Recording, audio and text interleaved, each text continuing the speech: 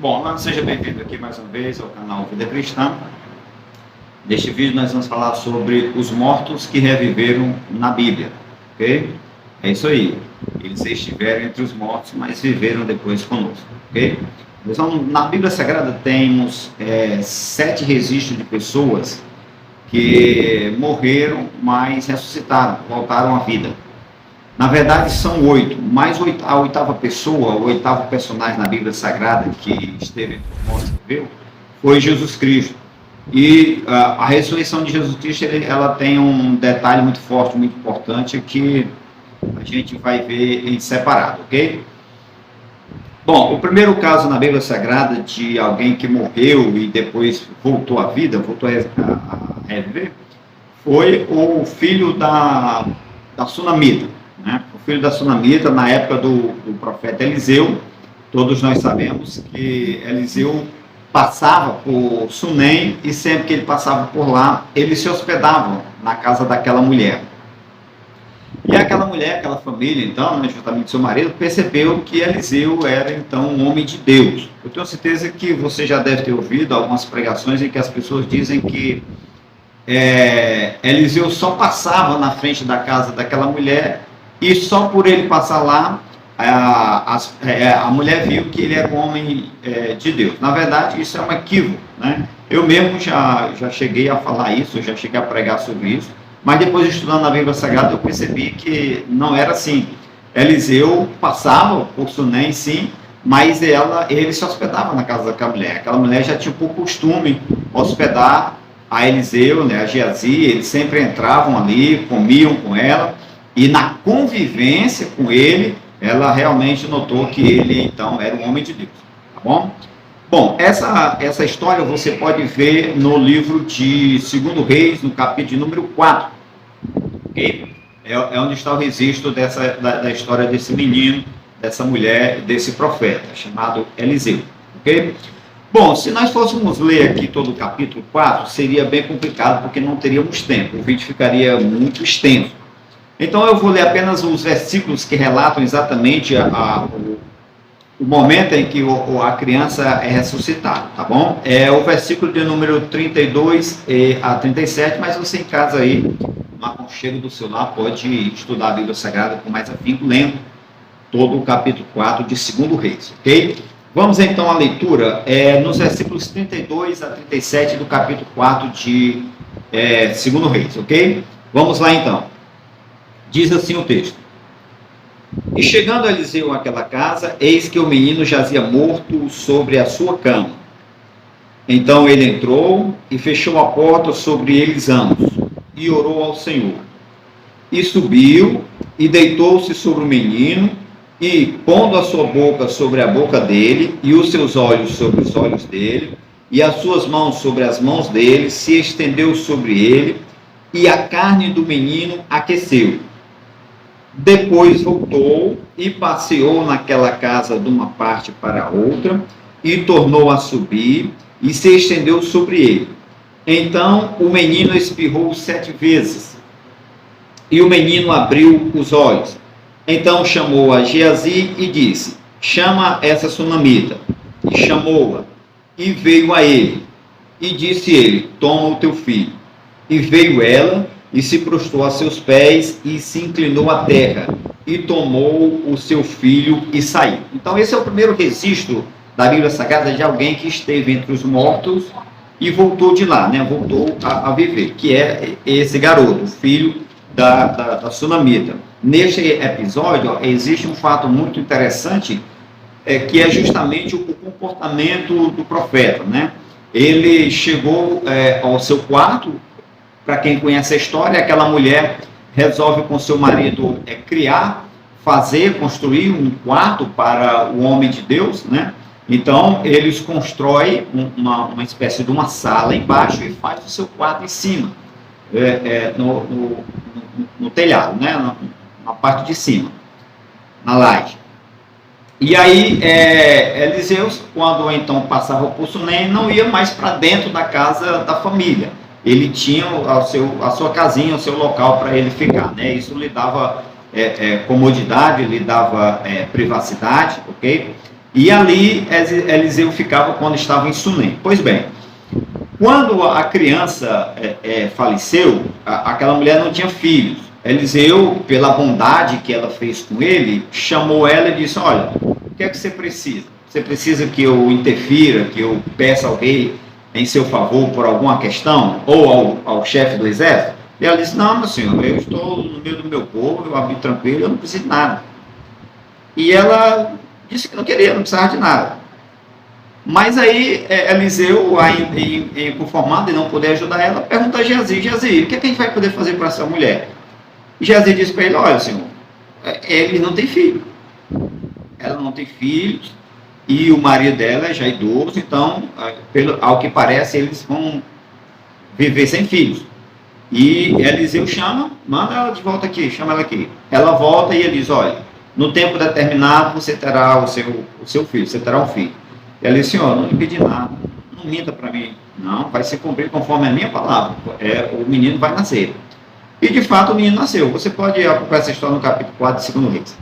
De fato o menino nasceu, e já com uma certa idade, que podia ir para a roça, né, para o trabalho do seu pai. O menino foi um certo dia, e o que aconteceu foi que ele pegou uma insolação, não se sabe ao certo o que aconteceu com ele, mas ele reclamou de dor de cabeça e o pai mandou de volta para casa.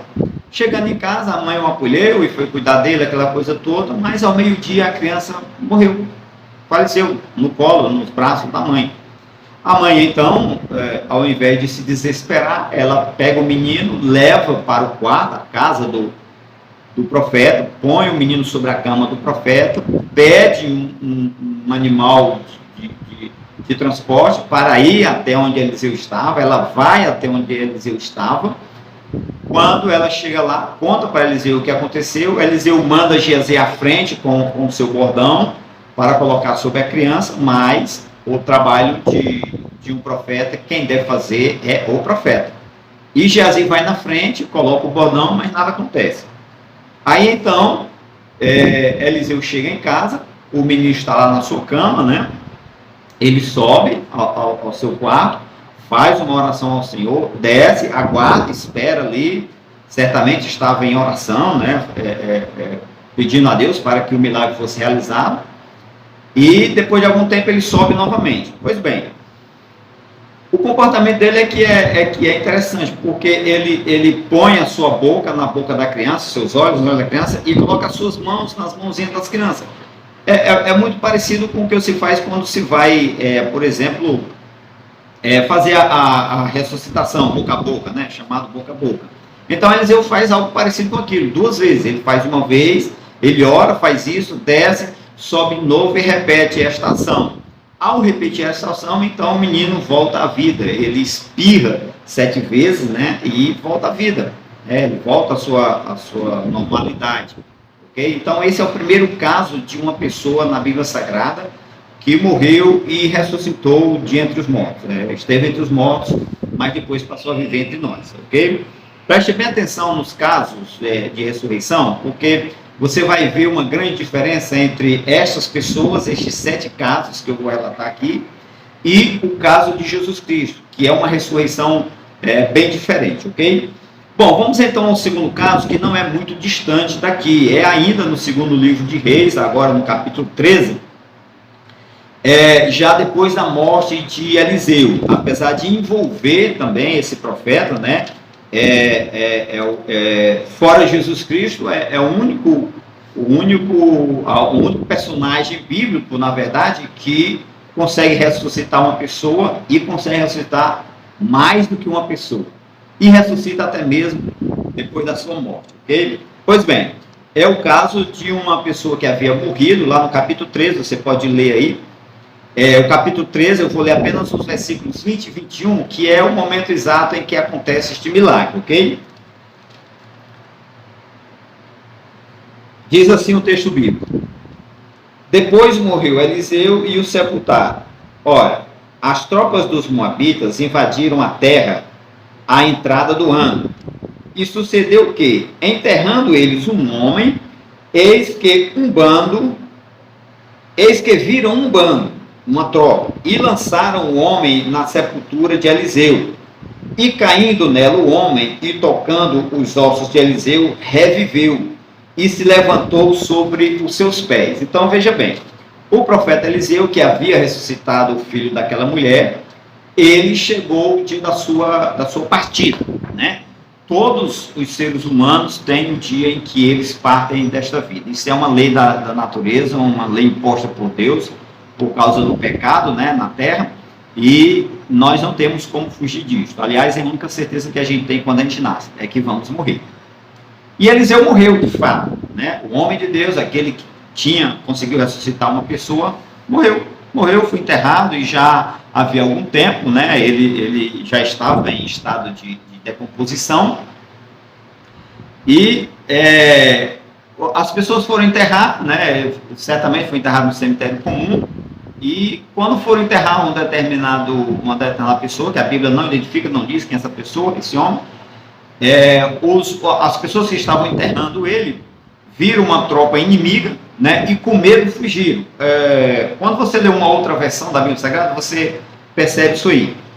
Eles, então, vendo os inimigos se aproximar, eles jogam o corpo lá dentro e fogem, não concluem o trabalho fúnebre, né? Não enterram a pessoa adequadamente, não ficam ali até colocar a terra e tapar aquele buraco e a pessoa ser enterrada adequadamente. Eles, vendo as tropas, com medo de morrerem também, eles então jogam o corpo e fogem. E nesse jogar do corpo, aquele defunto então encosta nos ossos de Eliseu, porque aquela sepultura, aquela cova, né, aquele jazigo ali naquele cemitério, foi o local onde haviam enterrado o profeta Eliseu. E ali estavam já apenas os ossos do profeta. E ao tocar naqueles ossos, né, o defunto então reviveu. Este talvez seja o milagre de ressurreição mais estupenda da Bíblia Sagrada depois de Jesus Cristo. Porque em Jesus Cristo nós temos um quesito, né, muito forte e é muito importante. A ressurreição de Jesus ela é muito complexa e muito maravilhosa para as nossas vidas. Por isso eu peço a você que fique até o final do vídeo, para que você possa aprender sobre a ressurreição de Jesus Cristo, ok? Então aquele homem ressuscita, né, e após tocar os ossos de Eliseu.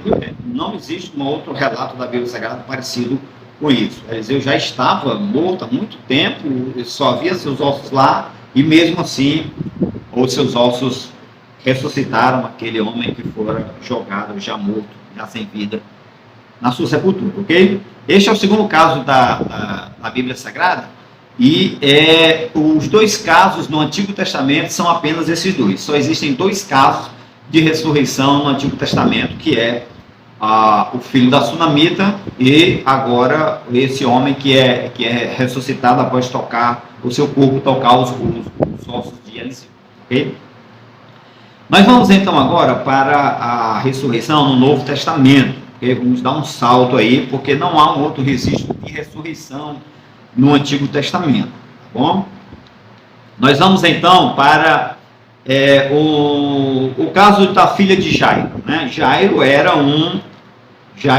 um mestre, né? Um dos principais na sinagoga, lá em Jerusalém, e ele procurou Jesus, porque a sua filha estava gravemente enferma, estava acamada, estava sem condições de andar, de se levantar, né? A criança já estava numa situação bem complicada. Certamente, o texto sagrado não diz, mas certamente Jairo já havia gastado bastante dinheiro com aquelas pessoas, com a sua filha, né, com os médicos, né, com a medicina daquela época, para tentar resolver o problema do seu filho. Todo pai faz isso por um filho, né? Todo pai, toda mãe, se vê um filho doente, ele vai até as últimas consequências para tentar salvar seu filho.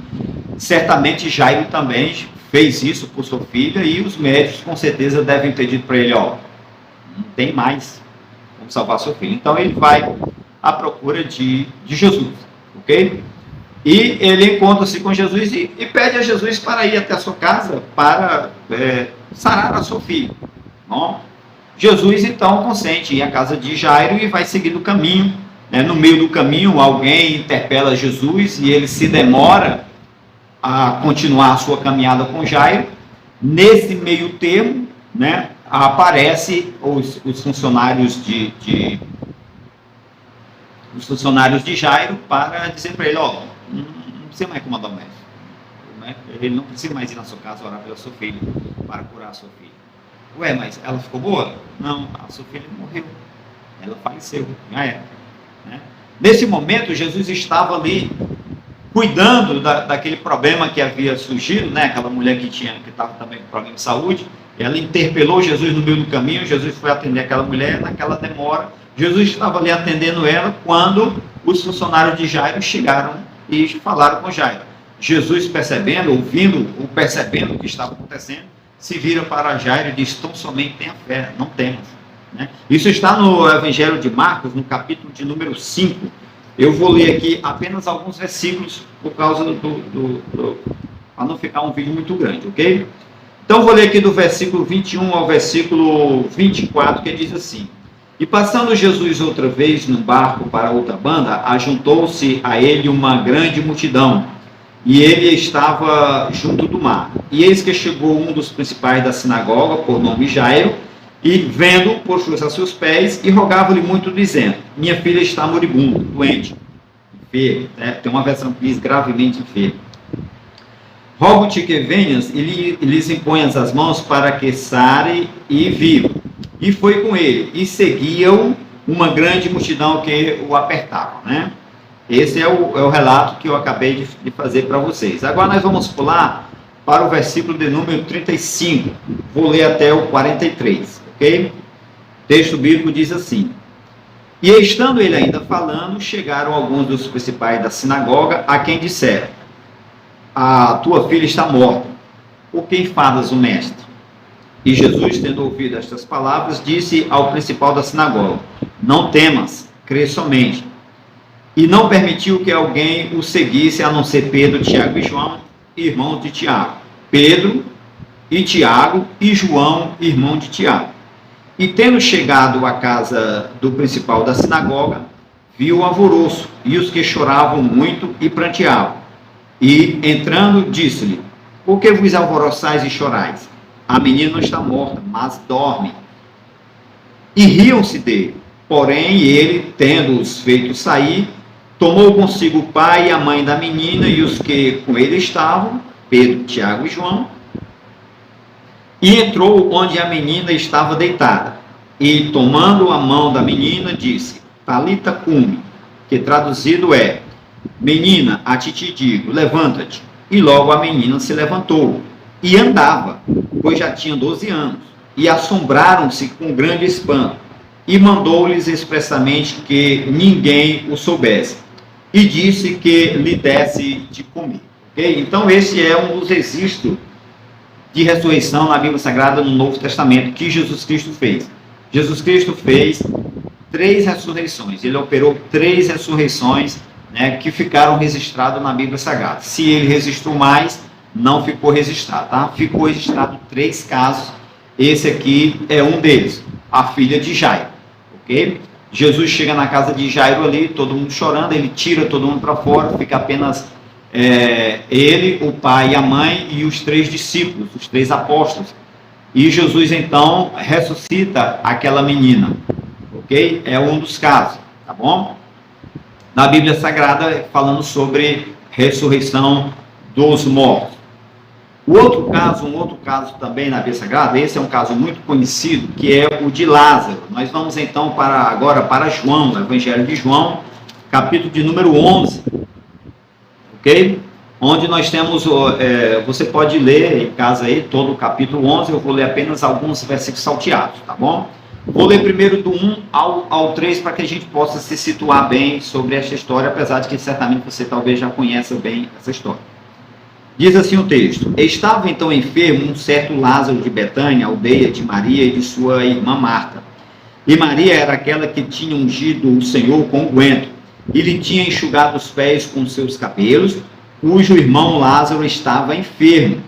Mandaram-lhe, pois, suas irmãs dizer: Senhor, eis que está enfermo aquele a quem tu amas. Estes são os primeiros versículos do capítulo 11, né, que introduz aí então a história da ressurreição de Lázaro. Depois o versículo 6 diz assim: ouvindo, pois, que estava enfermo, ficou ainda 2 dias no lugar onde estava, porque Jesus estava em um outro lugar e Lázaro doente. As suas irmãs mandaram que alguém fosse lá chamar a Jesus. Os funcionários vão, ou os amigos, não sei bem, o texto não é claro sobre isso. A pessoa foi, o enviado foi até lá, comunicou a Jesus sobre a ressurreição, sobre a doença de Lázaro, e voltou. E Jesus, ao saber daquela situação, ele não se apressou a ir ao encontro de Lázaro. Não se apressou. Com certeza, ele assim o fez propositalmente para demonstrar o seu poder. Primeiro, Jesus sabia das coisas que estavam para acontecer. Segundo, ele sabia de todas as coisas que estavam acontecendo. Tem um outro texto da Bíblia Sagrada em que Jesus estava ensinando e, ao fazer um determinado milagre, as pessoas começaram a cochichar entre uns e outros, baixinho, para ele não ouvir, criticando Jesus, e Jesus então passa a repreendê-los, mesmo sem ele ter ouvido o que as pessoas estavam falando, mas ele sabia o que as pessoas estavam falando. E há um texto também da Bíblia Sagrada que diz que ele conhecia a intenção do coração daqueles que estavam com ele. Então Jesus sabia o que estava para acontecer, como sabia o que estava acontecendo. Por isso ele não teve pressa. Certamente ele assim o fez, exatamente para chegar lá depois que Lázaro houvesse morrido. O texto aqui no capítulo 11, você vai ver, deixa bem claro, quando ele diz, depois de algum tempo que os emissários saem, ele diz: vamos voltar para a Judéia. Mas, Senhor, a gente acabou de chegar lá, tu está sendo perseguido e tal. E ele diz: não, mas o nosso amigo Lázaro está dormindo e eu vou acordá-lo do sono. Ah, Senhor, mas se ele está dormindo, ele está tranquilo, deixa ele. Você pode ler isso aí no capítulo 11 de João. Se ele está dormindo, ele está tranquilo, deixa ele. Meus discípulos, eu estou dizendo para você que Lázaro está morto. Lázaro está morto e eu vou ressuscitá-lo. Aí os discípulos: então nós vamos também, vamos ver isso aí que vai acontecer. Vamos então agora para o versículo 20 ao 23, olha só o que é que diz. Ouvindo, pois, Marta que Jesus vinha, saiu-lhe ao encontro. Maria, porém, ficou assentada em casa. Disse, pois, Marta a Jesus: Senhor, se estivesses aqui, meu irmão não teria morrido. Mas também agora sei que tudo quanto pedires a Deus, Deus te concederá. Disse-lhe Jesus: teu irmão há de ressuscitar. Então, Jesus, depois de um tempo, resolve ir à casa de Lázaro. Quando ele se aproxima, ele chega na cidade, está perto da casa de Lázaro, a notícia corre que Jesus está chegando e Marta se apressa e vai ao encontro de Jesus. Ela vai ao encontro de Jesus. E aí ela diz palavras poderosas, Senhor, se tu estivesses aqui, meu irmão não teria morrido, Só que eu sei que o Senhor pode, o Senhor pode pedir a Deus e falar. Então, essas palavras de Marta apresentam 2 defeitos na sua fé. Primeiro, ela só acreditava que Jesus poderia fazer alguma coisa se ele estivesse presente. Se tu estivesses aqui, ou seja, sem ele estar presente, Jesus não pode fazer nada. Essa era a fé dela, uma fé defeituosa. Segundo, meu irmão não teria morrido. Ou seja, eu até creio que o que tu pede a Deus, Deus te responde. Mas ele morreu, não tem mais jeito. Isso aí não tem solução. Então, primeiro ela limitou Jesus ao espaço e depois ela limitou Jesus ao tipo de problema. Limitou o poder dele em resolver algum problema. Ele então disse para Marta: Marta, teu irmão vai ressuscitar. Ok? Vamos então pular mais alguns versículos e vamos para o 33. Que diz assim, vou ler até o 36. Jesus, pois, quando a viu chorar, e também chorando os judeus que com ela vinham, moveu-se muito em espírito e perturbou-se. E disse: onde o puseste? Disseram-lhe: Senhor, vem ver. Jesus chorou. Disseram, pois, os judeus: vede como o amar. Jesus chorou aí, o versículo 35, é muito conhecido entre os evangélicos, como o menor versículo da Bíblia. Na verdade, ele só é o menor em algumas versões. É o menor versículo da Bíblia. Jesus chorou. Há outras versões da Bíblia que o menor versículo é outro versículo, não é esse aqui, tá bom? Mas, para ficar registrado aí, Jesus chorou, em algumas versões é o menor versículo da Bíblia Sagrada. E ao verem Jesus chorando, né, eles então perceberam o quanto Jesus amava a Lázaro. Vamos então pular agora para o 38, versículo 38 ao 45, que é o âmago do capítulo 11, é o âmago dessa nossa história, dessa nossa ressurreição, a ressurreição de Lázaro. Diz assim: Jesus, pois, movendo-se outra vez muito em si mesmo, veio ao sepulcro, e era uma caverna, e tinha uma pedra posta sobre ela. Disse-lhe Jesus: tirai a pedra. Marta, irmã do defunto, disse-lhe: Senhor, já cheira mal, porque é já de 4 dias. Disse-lhe Jesus: não te hei dito que se creres verás a glória de Deus?